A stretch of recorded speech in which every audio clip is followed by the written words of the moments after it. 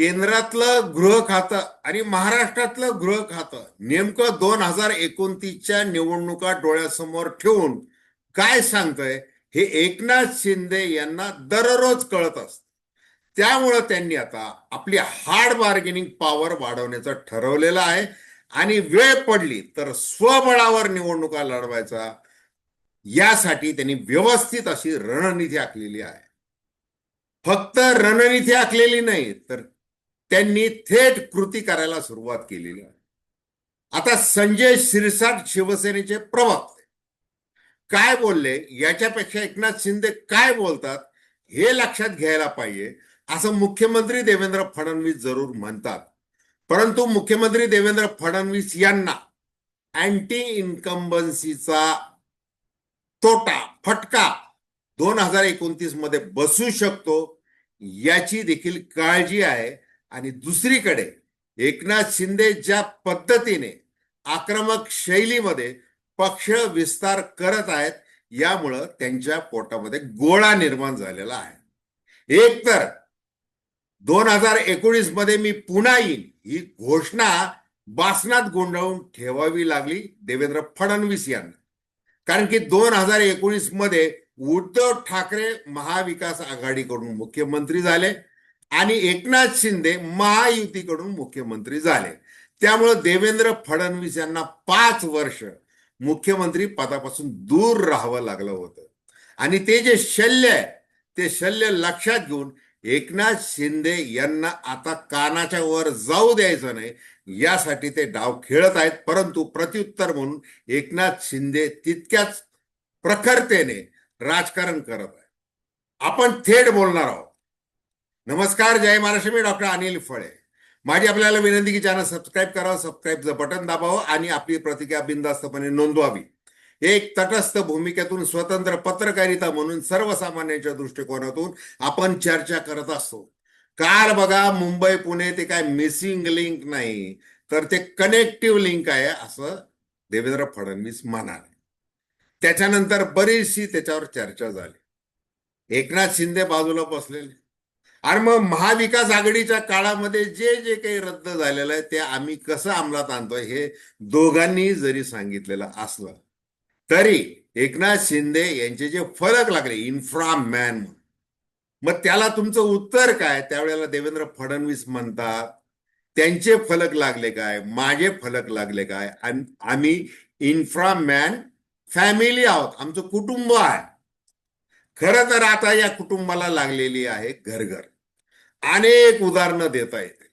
स्थानिक स्वराज्य संस्थांच्या निवडणुकामध्ये विशेषतः मुंबई महापालिकेमध्ये काय झालं, कोकणामध्ये काय झालं, MMR पट्ट्यामधल्या महापालिका व नगर परिषद निवडणुकांमध्ये काय झालं आणि अलीकडच्या काळामध्ये सातारा जिल्हा परिषद निवडणुकीमध्ये काय झालं.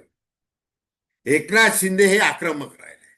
काल त्यांनी बच्चू कडू यांची प्रहार संघटना पूर्ण आपल्या ताब्यामध्ये घेतली.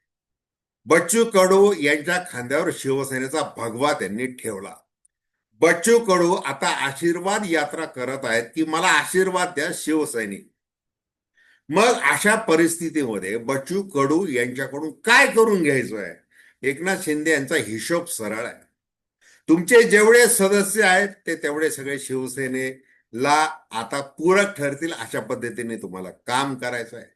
दुसरीकडे शेतकऱ्यांच्या मागण्या, शेतकऱ्यांची कर्जमाफी, शेतकऱ्यांच्या आत्महत्या, शेतमालाला भाव यासंबंधी तुम्ही आवाज उठवायचा आहे. तो तुम्ही प्रहारच्या वतीने नाही तर आता शिवसेनेची अधिकृत राजकीय भूमिका म्हणून तुम्ही तो उठवायचा आहे. थेट हल्ला करायचा, थेट मागण्या करायच्या. मग त्यासोबत दिव्यांग असतील, विधवा महिला असतील यांचे प्रश्न तुम्ही ऐरणीवर पुन्हा पुन्हा आणत राहायचे जेणेकरून शिवसेनेला हे सगळं जे गणित आहे सर्वसामान्य माणसांचं ते जास्तीत जास्त प्रमाणात जुळवता येईल. मी चीफ मिनिस्टर नाही, मी कॉमन मॅन आहे. आणि मग कॉमन मॅन असल्यामुळं मी अहोरात्र कसा काम करतो.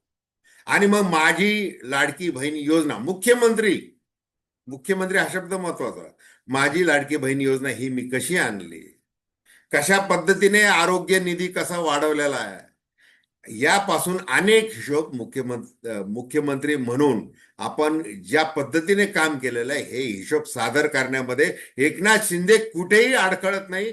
आणि ते थेट मी किती स्वाक्षऱ्या केलेल्या आहेत, 500-600 किती स्वाक्षऱ्या केलेल्या आहेत मुख्यमंत्री म्हणून, तेही फक्त 2.5 वर्षाच्या काळामध्ये हे आवर्जून सांगत आहे. आता ज्या वेळेला ते दिल्लीला जातात, मग पंतप्रधान नरेंद्र मोदी यांची त्यांनी अलीकडे घेतलेली भेट असेल, गृहमंत्री अमित शहा यांनी टाळलेली भेट असेल, परंतु याच्यामध्ये एक लक्षात घ्या, ही टाळलेली भेट नाही. राजकारणामध्ये कधीही सरळ आणि अचानक जे काही भव्य दिव्य घडतं ते खूप नियोजनबद्ध रित्या काम केल्यामुळे घडत असं हे लक्षात घ्या. जसं मातोश्री बंगल्यावर शिवसेना प्रमुख बाळासाहेब ठाकरे यांच्या त्या खोलीमध्ये जो शब्द अमित शहानी दिला होता की सत्तेचं समान वाटप, त्याच्यामध्ये मुख्यमंत्री पद देखील आलं, परंतु शब्द फिरवल्यामुळं उद्धव ठाकरे यांनी वेगळी वाट धरली.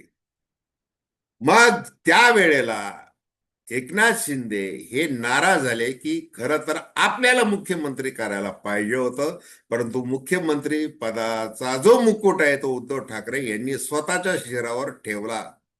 तेव्हापासून एकनाथ शिंदे नाराज. मग त्यांच्या महत्वाकांक्षांना खत पाणी घालण्याचं काम भारतीय जनता पार्टी मधल्या सगळ्या चाणक्यांनी केलं. त्याच्यामध्ये देवेंद्र फडणवीस हे आलेच, अमित शहा तर आहेतच. मग आता लोटस ऑपरेशन करायचंय, कसं करायचं हे प्लॅन ठरला ज्या वेळेला नगर विकास खात्याचे मंत्री म्हणून एकनाथ शिंदे उद्धव ठाकरे यांच्या मंत्रिमंडळामध्ये होते. तिथूनच सगळं शिजत गेलं. आणि मग जून 2022 मध्ये काय घडलं ते काही नव्याने सांगण्याची गरज नाही. अगदी त्याचप्रमाणे हे प्लॅनिंग झालेलं आहे, ही रणनीती ठरलेली आहे.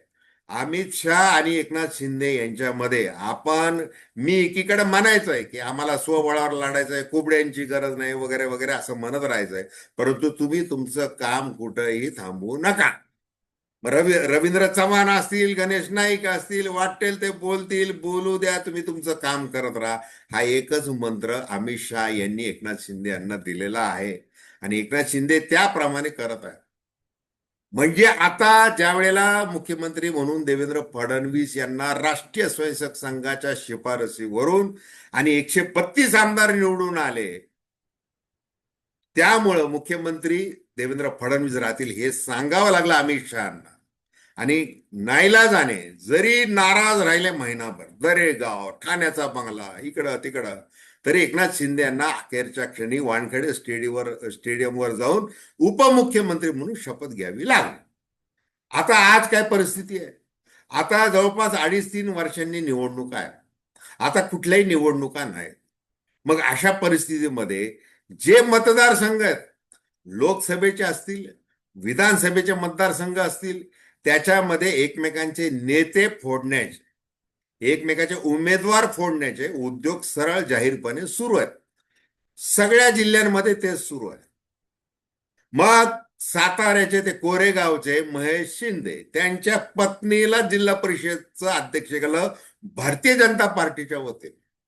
महेश शिंदे मग एकनाथ शिंदे ज्या वेळेला साताऱ्याला येतात त्यावेळेला ते व्यासपीठावर उपस्थित राहत नाही आणि मी माझ्या जीवावर निवडून येतो हे सांगायला देखील विसरत. विदर्भामध्ये बच्चू कडू, आता ते झालं. बाकी सोलापूर जिल्ह्यामध्ये झालं. सगळीकडे तेच चालले. मराठवाड्यामध्ये मोठी ताकद आहे. मग मराठवाड्यातली म्हणजे खासदार भारतीय जनता पार्टीचा नाही आहे, एकनाथ शिंदे यांचे भुमरे आहेत, अनेक आमदार आहेत. या जोरावर त्यांचं वेगवेगळं राजकारण सुरू आहे की आपल्याला पुन्हा एकदा आपल्याला महायुती म्हणून नाही, जर आपल्याला वेळ आली तर आपल्याला स्वतंत्र लढायचंय आणि निवडून यायचंय, त्यासाठी करा. मग संजय शिरसाट जे पोटात ते त्यांच्या ओठावर आलं की आम्ही स्वतंत्र लढू शकतो असं ते म्हणाले, त्याचं कारण ते. मग ही सगळी जी गोष्ट चालू आहे, मग एकनाथ शिंदे हे काही कच्च्या गुरुचे चेले नाहीत.